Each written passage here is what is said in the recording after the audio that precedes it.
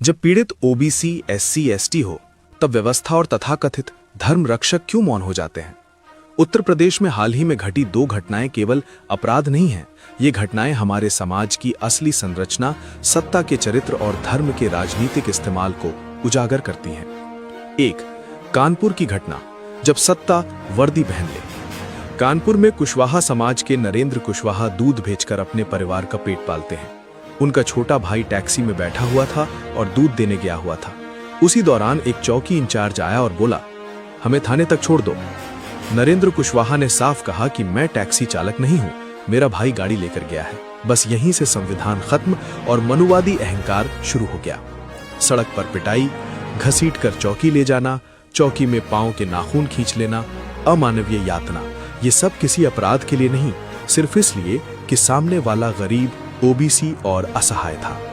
सवाल ये नहीं है कि एक दरोगा ने क्या किया, सवाल ये है कि उसे ये हिम्मत कहां से मिली। 2. मेरठ की घटना, जब दलित का खून सस्ता हो जाता है। मेरठ में एक दलित महिला अपनी बेटी के साथ कुएं पर जा रही थी। रास्ते में हमला हुआ, फरसे से गर्दन पर वार। इलाज के दौरान महिला की मौत। दोषी राजपूत समाज से। अब जरा सोचिए, क्या किसी बड़े हिंदू धर्मगुरु ने बयान दिया? क्या किसी हिंदू रक्षक संगठन ने सड़कों पर उतरकर विरोध किया? बजरंग दल, करणी सेना, विश्व हिंदू परिषद, सब चुप। क्यों? क्योंकि पीड़ित दलित थी और आरोपी ऊंची जाति से था। 3. धर्म, जाति और चयनात्मक आक्रोश।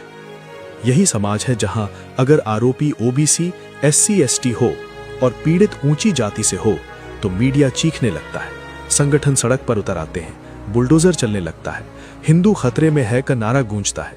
लेकिन जब पीड़ित ओबीसी, एससी, एसटी हो, आरोपी ऊंची जाति से हो, तो धर्मगुरु मौन, संगठन मौन, सिस्टम सुस्त।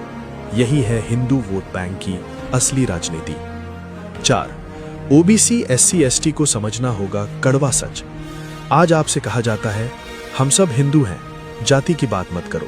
लेकिन जब आरक्षण की बात आती है, अधिकारों की बात आती है, उत्पीड़न के खिलाफ आवाज उठती है, तो सबसे पहले यही लोग विरोध में खड़े होते हैं। सच ये है कि आप हिंदू होने के लिए इस्तेमाल किए जाते हैं, लेकिन इंसान और नागरिक होने पर छोड़ दिए जाते हैं।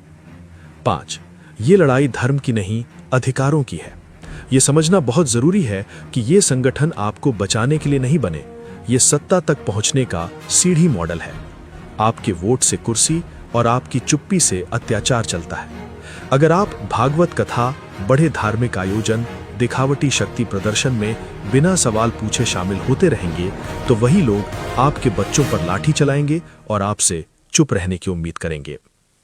6. अब क्या करना चाहिए? सामाजिक चेतना। सवाल पूछना सीखिए। पीड़ित की जाति नहीं, पीड़ा देखिए। अपने अधिकारों को जानिए। संविधान को हथियार बनाइए। भावनाओं नहीं, नीतियों के आधार पर समर्थन दीजिए। चुप रहना अब विकल्प नहीं है। निष्कर्ष, जब भी किसी ओबीसी, एससी, एसटी पर अत्याचार हो और तथाकथित हिंदू संगठन चुप रहें, तो समझ जाइए कि ये धर्म नहीं, सत्ता की राजनीति है। जय भीम। संविधान जिंदाबाद।